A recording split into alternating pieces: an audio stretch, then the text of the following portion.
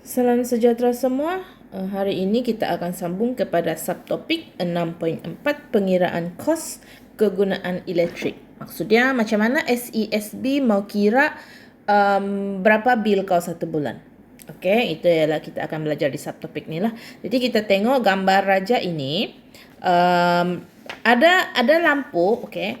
Mentol ini dia mengikut perubahan zaman. Okay, dulu punya mentol jenis macam ni. Okay, lampu dia warna kuning. Okay, dan dia menggunakan banyak tenaga. Okay, banyak tenaga elektrik. Lepas tu saintis dia kaji. Okay, orang yang buat mentol ni kan dia kaji cara mau kasih jimat elektrik. So dia dapat cipta mentol macam ni. Lepas tu jadi yang macam ni. Lepas tu jadi yang macam ni. Yang sekarang ni ialah mentol yang putih dan menggunakan sedikit tenaga elektrik. So macam mana dia orang buat kajian, okey. So kita tengok pengiraan kos penggunaan tenaga elektrik. Kecekapan tenaga ialah peratus tenaga input yang diubah kepada bentuk tenaga output yang berfaedah. Okey. So tenaga input, hari itu sudah belajar. Tenaga input maksudnya yang kita masukkan, yang kita bekalkan. Okey, yang SESB bagi kau daripada tiang elektrik hantar pergi rumah kau. Itu ialah tenaga input.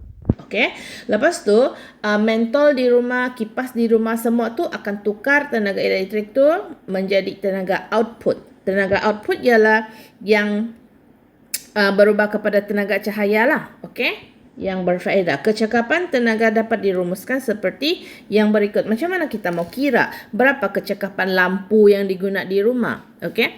Kecekapan tenaga sama dengan tenaga output yang berfaedah yang digunakan. Tenaga output yang berfaedah bermaksud yang kita gunakan. Okey. Per dengan tenaga input yang dibekalkan. Okey, darab dengan 100%, kita akan tahu berapa peratus kecekapan sesuatu alat elektrik. Okey. So, contoh.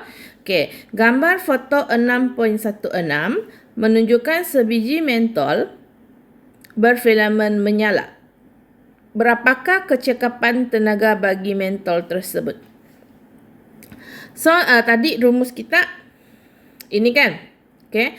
Jadi macam mana mau kira? Dia bagi tahu 100 joule tenaga elektrik input yang dibekalkan. Maksudnya yang kita bekalkan kepada mentol ini 100 joule.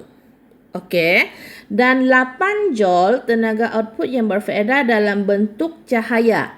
8 joule sahaja yang digunakan yang bertukar menjadi tenaga cahaya. Okey.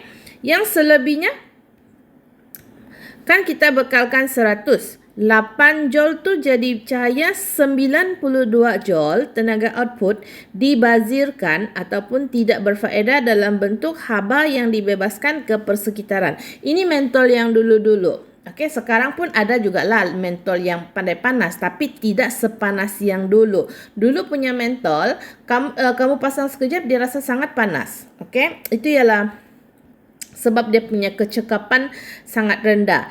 Sebab kamu tengok 100 joule kamu bekalkan, 8 joule bertukar jadi cahaya, 92 joule jadi tenaga haba, dibazirkan. Jadi maksudnya kau bayar bil elektrik tidak berbaloi lah. Okey, jadi untuk kira kecekapan, okey, kecekapan tenaga bagi lampu berfilamen, filamen ialah yang dalam ni, dawai dia, okey. Tenaga output yang berfaedah per dengan tenaga input darab dengan 100. So, tenaga output yang berfaedah tadi maksudnya yang bertukar menjadi tenaga cahaya 8 kan? So, 8. Okey, 8 per dengan tenaga input yang dibekalkan. Kita bekalkan 100. Jadi 8 per 100 darab dengan 100%. Jawapan dia 8% sahaja. So kecekapan mentol berfilamen, okey, dulu punya mentol 8% sahaja. Sikit tu. Macam markah exam kamu lah. Kalau 8% sahaja sangat sikit. Sebab markah penuh ialah 100%. Okey, ini adalah cara mengira kecekapan tenaga. Okey. So, contoh teknologi yang berkonsepkan kecekapan tenaga. Okey. Lampu berfilamen ialah yang dulu-dulu punya. Sekarang jarang sudah orang guna sebab dia membazir tenaga elektrik. Okey, lampu berfilamen maksudnya yang dalam dia ni ada dawai, okey, dinamakan sebagai filamen. Tenaga elektrik maksimum yang ditukarkan kepada tenaga cahaya adalah lebih kurang 10%. Okey, mentol yang dulu-dulu kita guna. Okay.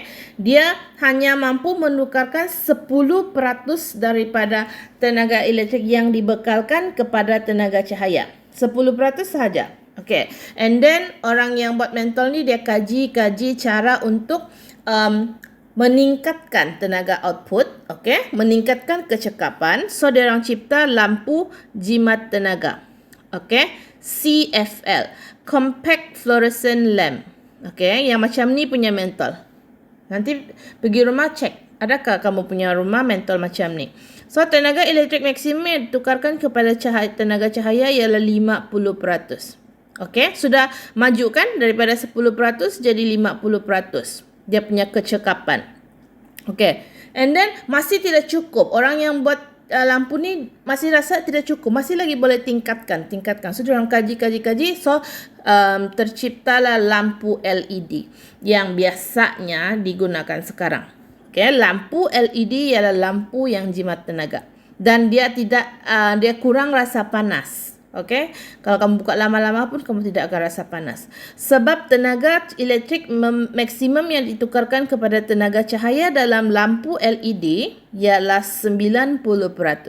Bermaksud kalau kau bekalkan 100 joule, okay, dia dapat tukarkan tenaga output menjadi 90 joule. 90 joule ini semua cahaya. 10 joule sahaja tenaga haba. Jadi dia sangat cekap lah. Okay? Dia kau bagi dia 100, dia dapat hasilkan 90 joule tenaga elektrik. Tenaga cahaya. Okay? So itu ialah kelebihan lampu LED yang biasanya digunakan sekarang. So, penggunaan mentol berfilamen lazimnya dapat bertahan selama lebih kurang 1000 jam.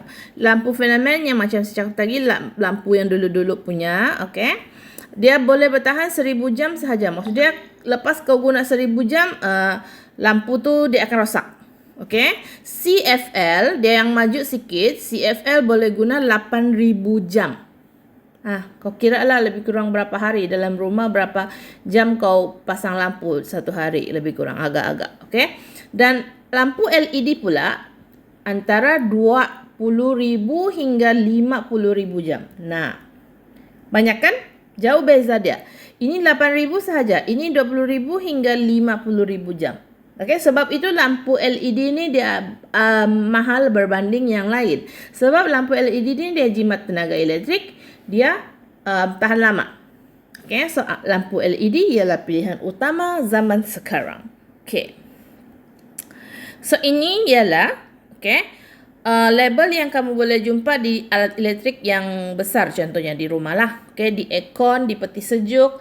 Okay, so ini ialah keluaran khas Malaysia punya. Okay, Suruhanjaya Tenaga telah melancarkan program pelabelan cekap tenaga bagi pelbagai jenis peralatan elektrik untuk kemudahan orang awam. Untuk kamu buat perbandingan.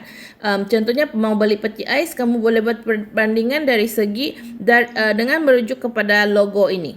Okey. Kamu mau tengok dalam 1 tahun berapa tenaga elektrik yang dia guna. Okey, kalau kamu beli kamu mau tengok 1 tahun tu mana satu lebih jimat. Okay, so macam mana tengok dia? Perkadaran tenaga 1 hingga 5 bintang. Okay, maksud dia berapa cekap. Kalau makin banyak dia punya bintang, makin dia jimat tenaga lah. Okay, ini ialah jenis peralatan. Okay, penyaman udara. Maksud dia benda ini dilekat di aircon. Okay, ini ialah label untuk aircon. Lepas tu yang tepi ini ialah informasi jenama dan model. Okay, so ini penggunaan tenaga purata setahun. Dalam 1 tahun dia guna berapa tenaga elektrik? So 1597 kilowatt per jam. Okey. Penjimatan tenaga berbanding dengan peralatan berlabel 2 bintang dalam beratusan ujian piawai yang digunakan. Inilah Okey, apa ujian piawai dia yang dia gunakan. Ini ada dalam buku teks muka surat 197 kalau kamu mau tengok dengan lebih jelas. Okey. So, saya terus buat perbandingan. Ini saya gambar yang kiri ini saya punya peti ais. Okey. Yang kanan ini saya punya aircon. Okey. So, peti sejuk di rumah saya ni 5 bintang punya. Jimat tenaga punya. Ini jenama Sharp. Maksudnya peti ais di rumah saya tu jenama dia Sharp dan dia 5 bintang kan. So dia 1 tahun menggunakan 482 kilowatt per jam. Kamu boleh pergi peti ais kamu kalau masih ada label ni, kamu boleh tengok lah. Okay, bandingkan peti ais. Okay, untuk yang ini ialah penghawa dingin. Sebenarnya pendingin hawa. Melayu dia adalah pendingin hawa. Salah sudah dia. So dia punya jenama ialah media dan dia 3 bintang. So 3 bintang ni kurang cekap lah. Maksudnya dia mungkin menggunakan lebih banyak tenaga elektrik. Kamu punya bil elektrik akan lebih tinggi kalau kamu guna yang makin rendah dia punya bintang. Okay, makin banyak dia punya bintang, dia jimat tenaga lah. Okay. Ini 1 tahun dia menggunakan 2359 kilowatt per jam. Kamu bandingkan 3 bintang dengan 5 bintang. 5 bintang ni dia menggunakan 482 sahaja 1 tahun. Okay. Untuk yang pendingin hawa ni yang 3 bintang dia guna 2359. Bermaksud kau punya aircon walaupun masa kau beli tu dia murah sebab dia 3 bintang saja. Aircon tu kau beli dia murah. Tapi kamu kena bayar banyak bil elektrik. Okey. Kalau yang 5 bintang ni masa kamu beli peti ais tu dia lebih mahal berbanding yang 3 bintang. Tapi kamu guna dalam masa setahun, dia tolong kamu jimat tenaga elektrik. Okey. So itulah kamu kena buat penilaian bila kamu mau beli. Sama ada kamu mau jimat elektrik atau kamu mau jimat dari segi harga barangan tu. Okay. So, meter elektrik berfungsi untuk mengukur kuantiti tenaga elektrik yang digunakan. Bacaan meter diambil setiap bulan untuk menentukan kos penggunaan tenaga elektrik. Ini tahulah sudah kan? Okay. So, ini adalah rumus dia. Kita akan berhenti sampai rumus sahaja kelas seterusnya baru kita belajar macam mana kira. Okay. Kuasa elektrik ialah kadar tenaga elektrik yang digunakan oleh satu alat elektrik. Unit SI bagi kuasa ialah watt. Watt, W-A-T-T, dan dia punya simbol mesti W huruf besar. Mesti huruf besar.